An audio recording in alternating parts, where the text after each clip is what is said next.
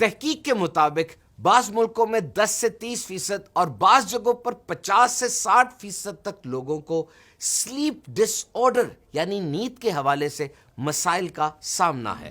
اسے انسومنیا بھی کہا جاتا ہے، یعنی یا تو نیند آتی ہی نہیں، یا اگر بیچ نیند میں آنکھ کھل جائے تو پھر دوبارہ نیند نہیں آتی۔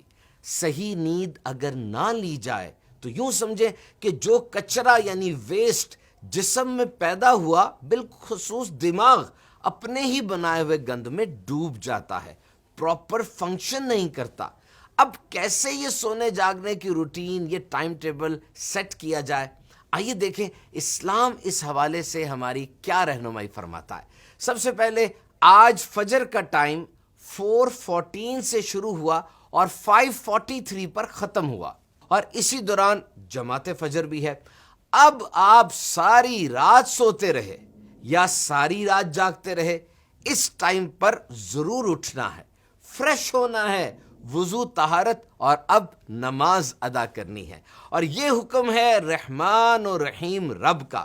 کتنی حکمتیں ہیں، بے پایاں، سوچ و عقل سے باہر۔ اب جہاں رات کی نیند جسم کو سکون دیتی ہے، وہیں دوپہر کے وقت تھوڑی دیر آرام کر لینا جسم میں توانائی بحال کرنے میں جادوئی اثر رکھتا ہے۔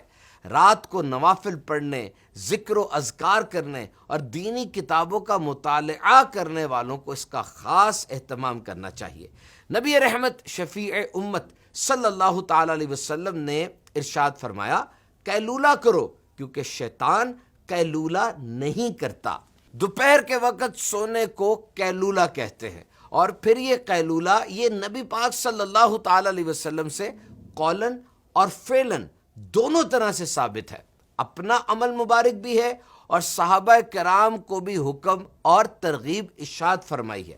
WebMD one of the most authentic online medical source, یہ جو آفٹرنون نیپ ہے، سیسٹا یعنی قیلولہ، صرف بچوں کے لیے ہی نہیں بلکہ بڑوں یعنی ایڈلٹس کے لیے بھی اہم ترین ہے، اور وہ اس کے 16 ہیلتھ بینیفٹس، طبی فوائد لکھتے ہیں۔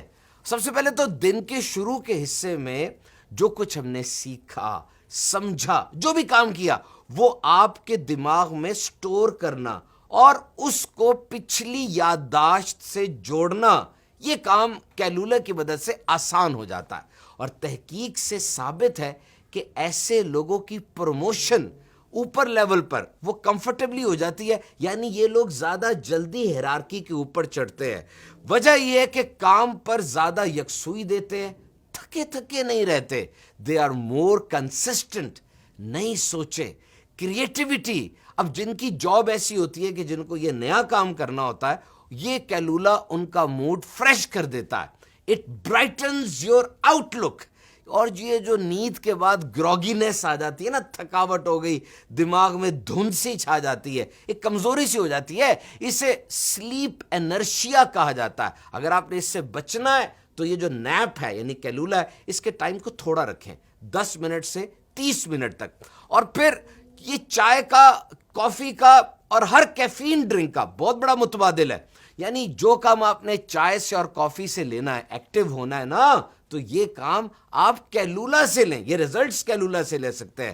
اور پھر نفسیاتی امراض بالخصوص سٹریس اور انگزائٹی میں یہ تحقیق جناب 4000 لوگوں پر کی گئی کہ دوپہر کو جو نیپنگ کرتے ہیں ان کا بلڈ پریشر کنٹرول میں رہتا ہے۔